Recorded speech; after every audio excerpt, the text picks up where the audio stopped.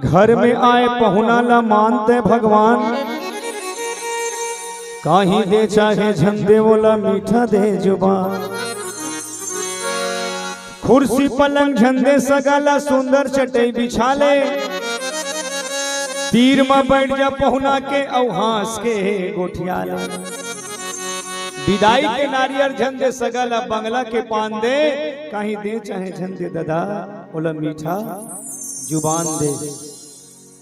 कोनो सियान कहे है कभी कोई घर में आए तो प्रेम से बतियाया करो, कभी कोई राह में मिल जाए तो हंस के मुस्कुराया करो, कभी कोई चलते दिख जाए तो हाथ को हिलाया करो। अगर इतना भी शक्ति तुम्हारे पास नहीं है तो चुल्लू भर पानी में डूब के मर जाया करो, चुल्लू भर पानी में डूब के मर जाया करो। बोल लखन से रामचंद्र की जय।